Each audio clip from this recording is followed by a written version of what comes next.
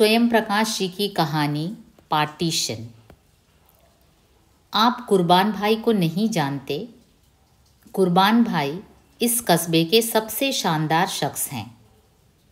कस्बे का दिल है आज़ाद चौक और ऐन आज़ाद चौक पर कुर्बान भाई की छोटी सी किराने की दुकान है। यहाँ हर समय सफ़ेद कमीज़ पायजामा पहने दो दो चार चार आने का सौदा सुलुफ मांगती बच्चों की भीड़ में घिरे कुर्बान भाई आपको नज़र आ जाएंगे। भीड़ नहीं होगी तो उकड़ू बैठे कुछ लिखते होंगे। बार बार मोटे फ्रेम के चश्मे को उंगली से ऊपर चढ़ाते और माथे पर बिखरे आवारा अधकचरे बालों को दाएं या बाएं हाथ की उंगलियों में फंसा पीछे सहेजते। यदि आप यहाँ से सौदा लेना चाहें तो आपका स्वागत है। सबसे वाजिब दाम और सबसे ज़्यादा सही तौल और शुद्ध चीज़। जिस चीज़ से उन्हें खुद तसल्ली नहीं होगी कभी नहीं बेचेंगे। कभी धोखे से दुकान में आ भी गई तो चाहे पड़ी पड़ी सड़ जाए आपको साफ मना कर देंगे। मिर्च आपके लायक नहीं है, रंग मिली हुई आ गई है। तेल मज़ेदार नहीं है, रेपसीड मिला है। दिया बत्ती के लिए चाहे तो ले जाएं। यही वजह है कि एक बार जो यहाँ से सामान ले जाता है दूसरी बार और कहीं नहीं जाता। यूँ चारों तरफ बड़ी बड़ी दुकानें हैं, सिंधियों की, मारवाड़ियों की, पर कुर्बान भाई का मतलब है ईमानदारी। कुर्बान भाई का मतलब है उधार की सुविधा और भरोसा। लेकिन एक बात का ध्यान रखिएगा, जो सामान आप ले जा रहे हैं उसका लिफाफा या थैली बगैर देखे मत फेंकिएगा। मुमकिन है उस पर कोई खुद्दार या खूंखार शेर लिखा हो। न जाने कितने लोग कह कह कर हार गए कि गले में एक कॉपी रख लें, शेर होते ही फौरन उसमें दर्ज कर लें। कुर्बान भाई सुनते हैं, सहमत भी हो जाते हैं। जो चीज़ें खो गई उन पर दुखी भी होते हैं, पर करते वही हैं। मेरा भी इस शानदार आदमी से इसी तरह परिचय हुआ। दफ्तर से लौटते हुए कुर्बान भाई की दुकान से कोई चीज़ लेकर आया। लिफाफे पर लिखा था, बुझा सकता हूँ अंगारे, अभी आंखों में पानी है। और यह आदमी आज भी चार चार आने के सौदे तौल रहा है। और क्यों तौल रहा है इसकी भी एक कहानी है। कुर्बान भाई के पिता का अजमेर में रंग का लंबा चौड़ा कारोबार था। दो बड़े बड़े मकान थे, हवेलियां कहना चाहिए। नया बाजार में खूब बड़ी दुकान थी। 12 नौकर थे। घर में बग्गी तो थी ही, एक बेबी ऑस्टिन भी थी जो सैर पर जाने के लिए काम आती थी। संयुक्त परिवार था। पिता मौलाना आज़ाद के शैदाइयों में से थे। बड़े बड़े लीडर और शायर घर आकर ठहरते थे। कुर्बान भाई उस वक्त अलीगढ़ यूनिवर्सिटी में पढ़ रहे थे। न भविष्य की चिंता थी, न बुढ़ापे का डर। मज़े से ज़िंदगी गुजर रही थी। इश्क, शायरी, हॉस्टल, ख्वाब। तभी पार्टीशन हो गया। दंगे हो गए, दुकान जला दी गई, रिश्तेदार पाकिस्तान भाग गए, 2 भाई कत्ल कर दिए गए। पिता ने सदमे से खटिया पकड़ ली और मर गए। नौकर घर की पूंजी लेकर भाग गए। बचे खुचों को लेकर अपनी जान लिए लिए कुर्बान भाई नागौर चले गए। वहाँ से मेड़ता मेड़ता से टोंक। कहाँ जाएं, कहाँ सिर छिपाएं? क्या पाकिस्तान चले जाएं? नहीं गए, क्योंकि जोश नहीं गए, क्योंकि सुरैया नहीं गई, क्योंकि कुर्बान भाई को अच्छे लगने वाले बहुत से लोग नहीं गए। तो कुर्बान भाई क्यों जाते? धीरे धीरे घर की बिकने लायक चीज़ें सब बिक गई और कहीं कोई काम, कोई नौकरी नहीं मिली, जो उस दौर में मुसलमानों को मिलनी बेहद मुश्किल थी। जिस पर हुनर कोई जानते नहीं थे, तालीम अधूरी थी। आखिर एक सेठ के यहाँ हिसाब लिखने का काम करने लगे। लेकिन अपनी आदर्शवादिता, ईमानदारी, दयानतदारी, शराफत आदि दुर्गुणों के कारण जल्द ही निकाल दिए गए। लेकिन मालिक होने का ठसका एक बार टूटा तो टूटता चला गया। स्थिति यह थी कि हिंदुओं में निभने की कोशिश करते तो शक शुबे की बर्छियों से छेद छेद कर दिए जाते, और मुसलमानों में खपने की कोशिश करते तो लीगियों के धार्मिक उन्माद का जवाब देते देते टूक टूक हो जाते। उतरते गए मजदूरी तक, हम्माली तक, छुटपुट कारीगरी तक, इंसानियत तक। नए नए काम सीखे, मजबूरी सिखा ही देती है। साइकिल के पंचर जोड़े, पीपो कनस्तरों की झालन लगाई, ताले छतरियाँ लालटेनें ठीक की, चूनरी बंदेज की रंगाई में काम किया, हाथी दांत की चूड़ियाँ काटी। शहर दर शहर अब हमला सांप्रदायिक उन्माद का नहीं, मशीन का हो रहा था। जो चीज़ पकड़ते धीरे धीरे हाथ से फिसलती लगती। धक्के खाते खाते पता नहीं कब कैसे यहाँ इस कस्बे में आ गए और एक बुजुर्ग नमाजी मुसलमान से 50 रुपये उधार लेकर एक दिन यह दुकान खोल बैठे। कुछ पुड़ियों में दाल चावल, माचिस, बीड़ी, सिगरेट, गोली, चॉकलेट। क्या बताऊँ, किस तरह बताऊँ? एक आदमी के दर्द और संघर्ष की तवील दास्तां को सिर्फ अपनी सुविधा के लिए चंद अल्फाज में निपटा देना न सिर्फ ज्यादती है, बल्कि उस संघर्ष का अपमान, उसका मजाक उड़ाने जैसा भी है। पर क्या करूं, कहानी जो कहने जा रहा हूं दूसरी है। दुकान की ज़रा जमते ही कुर्बान भाई ने अखबार खरीदना और पत्रिकाएं मंगाना शुरू कर दिया। ठिया हो गया, पहनने को 2 जोड़ी कपड़े हो गए, रोटेशन चल गया, ग्राहकी जम गई, तो आगे ख्वाहिश कौन सी थी। बच्चे कोई जिए नहीं थे, शौक मौज सैर सपाटा भूल ही चुके थे। मियाँ बीवी 2 जनों के लिए अल्लाह का दिया बहुत था। पत्रिकाएं क्यों न मंगाते। और उस समय कोई पत्रिका आती तो बुक पोस्ट हो या वीपी, उसे लेने कुर्बान भाई खुद पोस्ट ऑफिस पहुंच जाते। पत्रिका को बड़े जतन से संभाल कर रखते और उसका पन्ना पन्ना हर्क हर्क चाट जाते, कई कई बार, जैसे किसी भूखे प्यासे को 56 भोग मिल गए हों। अदब से अब भी इसी तरह मोहब्बत करते हैं। पत्रिकाएं मंगा कर खरीद कर पढ़ते हैं और उनकी फाइल हिफाजत से रखते हैं। इसी सिलसिले में उनके संस्कार बोलने लगे। लोगों ने देखा यह शख्स कभी झूठ नहीं बोलता, ठगी 420 नहीं करता, कम नहीं तौलता, अबे तबे नहीं करता, गंदे मजाक नहीं करता, अदब से बोलता है और आड़े वक्त पर हरेक के काम आता है। हर काम में इसके एक नफासत, एक संस्कारिता झलकती है। इसलिए धीरे धीरे कस्बे में प्रतिष्ठा बनने लगी। अच्छे लोगों के साथ उठना बैठना होने लगा। प्रतिष्ठित लोग दुआ सलाम करने लगे। व्यापारियों के यहाँ शादी ब्याह कुछ होता, उनके कार्ड आने लगे। आकर्षित होकर खग के पास खग भी आने लगे। अब कुर्बान भाई उन्हें चाय पिला रहे हैं और ग्राहकी छोड़कर गालिब पर बहस कर रहे हैं। आहिस्ता आहिस्ता कुर्बान भाई की दुकान पढ़े लिखों का अड्डा बन गई। लेक्चरर, अध्यापक, पत्रकार, पढ़ने लिखने वाले। शाम होते ही कुर्बान भाई की दुकान ठहाकों और बहसों से गुलजार हो जाती। कुर्बान भाई आदाब अर्ज करते, चाय वाले को चाय के लिए आवाज़ लगाते और टाट की कोई बोरी निकालकर चबूतरे पर बिछा देते। ग्राहकी भी चलती रहती, बहस भी, ठहाके भी, और बीच बीच में वह इसमें भी संकोच नहीं करते कि किसी को छाबड़ी पकड़ाकर दूर रखे थैले से किलो भर साबुत मिर्च भरने या फलां कनस्तर से पिसे नमक की थैली निकाल देने या 10 चीज़ों को टोटल मिला देने जैसा काम पकड़ा दें।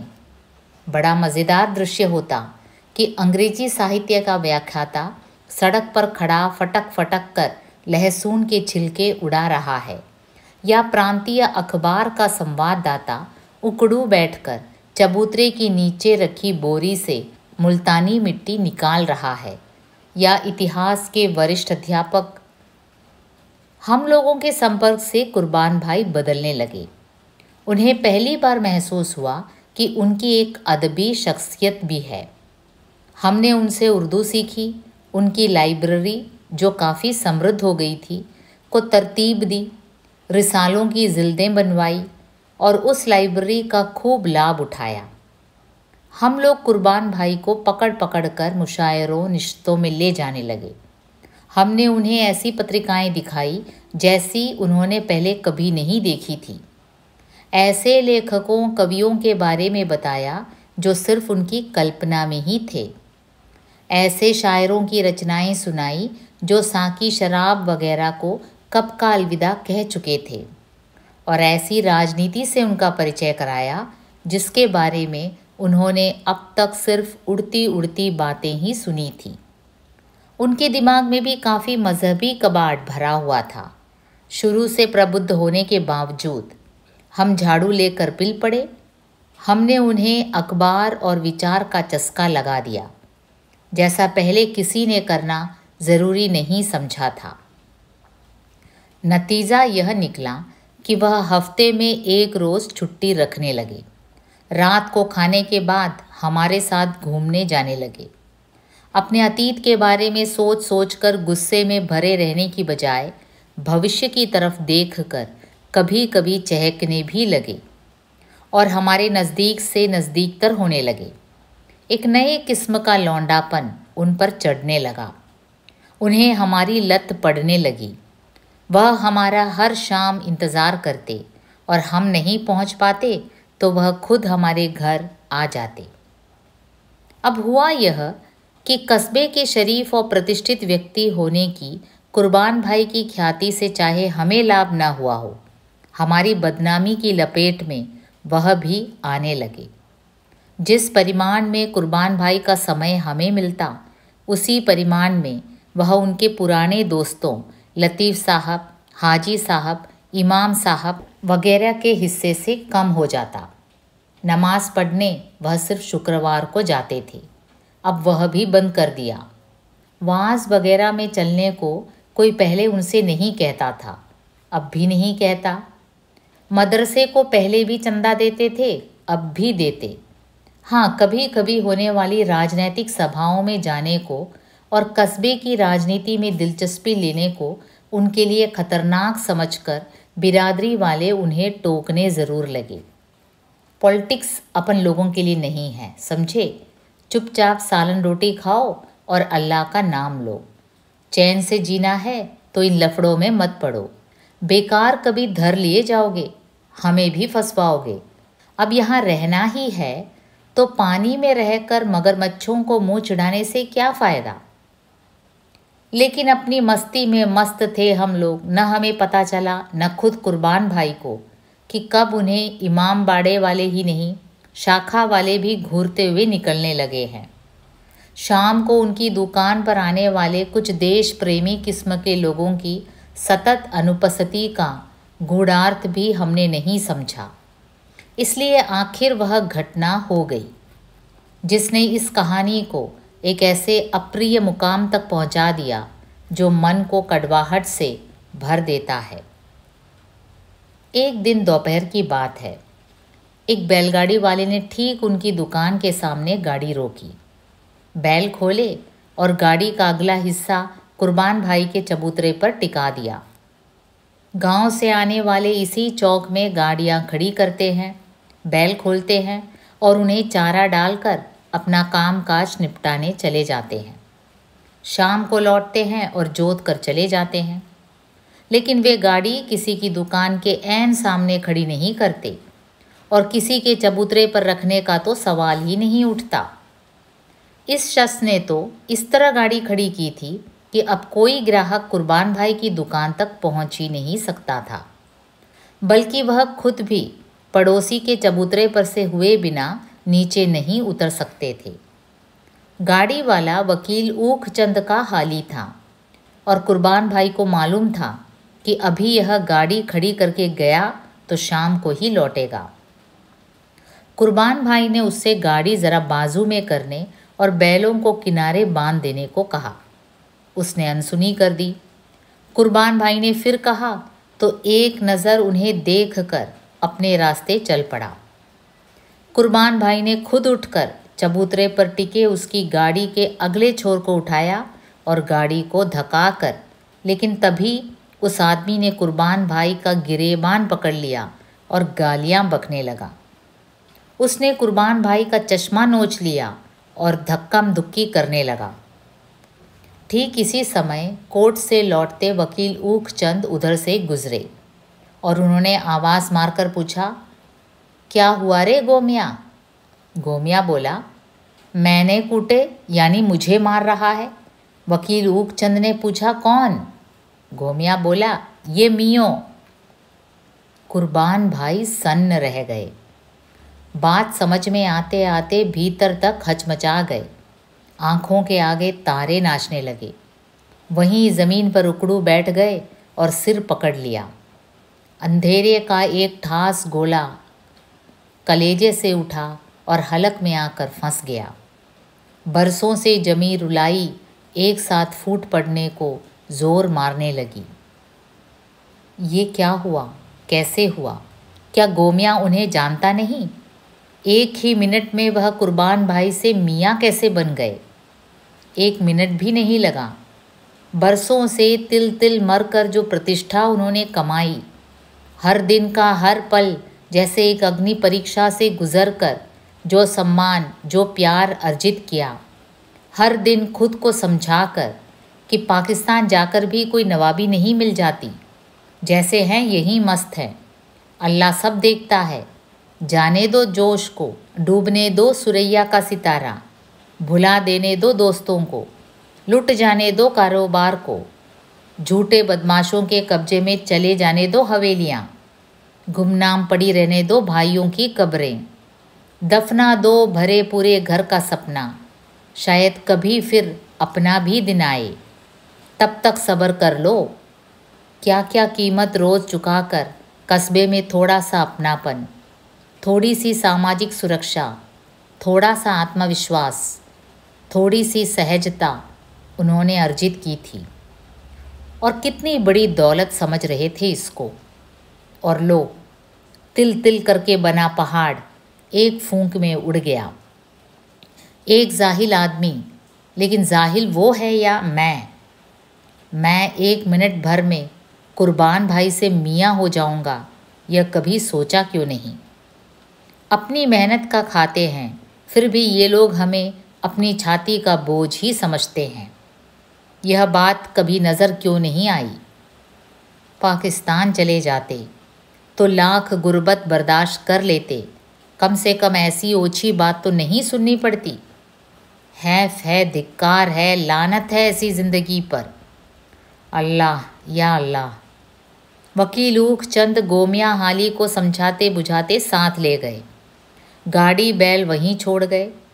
अड़ोसियों पड़ोसियों ने कुर्बान भाई को संभाल, उनकी बत्ती सी भिंच गई थी और होठों के कोणों से झाग निकल रहे थे। लोगों ने गाड़ी बैल हटाए, कुर्बान भाई को चबूतरे पर लिटाया, हवा की, मुंह पर ठंडे पानी के छींटे दिए। वकील ऊख चंद को गालियां दी। कुर्बान भाई को आश्वस्त करने का प्रयत्न किया। उन्हें क्या मालूम था कुर्बान भाई के भीतर क्या टूट गया अभी अभी, जिसे उन्होंने इतने बरस नहीं टूटने दिया था। अंदर की चोट दिखाई कहाँ देती है। लोग इकट्ठे हो गए, सारे कस्बे में खबर फैल गई। जिस जिसको पता चलता गया आता गया। हम लोग भी पहुँचे। अब 20 लोग थे और 20 बातें। काफ़ी देर फन्नाने फुफराने के बाद तय हुआ कि यह बदतमीज़ी चुपचाप बर्दाश्त नहीं करनी चाहिए, थाने में रपट लिखानी चाहिए। लिहाजा चला जुलूस थाने पर। रास्ते में किसी को पेशाब लग गया, किसी को हगास। थाने पहुँचते पहुँचते सिर्फ हम लोग रह गए कुर्बान भाई के साथ। थानेदार नहीं थे, अभी अभी मोटरसाइकिल लेकर कहीं निकल गए। मुंशी था। मुंशी ने रपट लिखने से साफ इनकार कर दिया। क्यों न करता, थानेदार के पास पहले ही वकील ऊख चंद का टेलीफोन आ चुका था। वकील ऊख चंग सत्ता पार्टी के जिला मंत्री थे। कुर्बान भाई कौन थे? हम लोग कौन थे? आधे घंटे तक हुज्जत और देर तक थानेदार की प्रतीक्षा करने के बाद अपना सा मुँह लेकर लौट आए। शाम को फिर आएंगे। शाम को हम लोगों के सिवा दुकान पर कोई नहीं पहुंचा और हम लोगों के साथ थाने चलने का ज़रा भी उत्साह कुर्बान भाई ने नहीं दिखाया। दुकानदारी ने उन्हें जैसे एकदम व्यस्त कर लिया, जैसे हमसे बात करने का भी समय नहीं। एक अपराध बोध के तहत हम भी कुर्बान भाई से कटे कटे रहने लगे। हालांकि घटना इतनी बड़ी नहीं थी जिसे तूल दिया जाए। थानेदार तो क्या, कोई भी होता, खुद पुलिस उलिस के चक्कर में पड़ने की बजाय जो हो गया उसे एक जाहिल की मूर्खता मानकर भूल जाने को तैयार हो जाता। पर हमें लग रहा था हमारे दोस्त पर हमला हुआ और हम कुछ नहीं कर सके, किसी काम नहीं आ सके।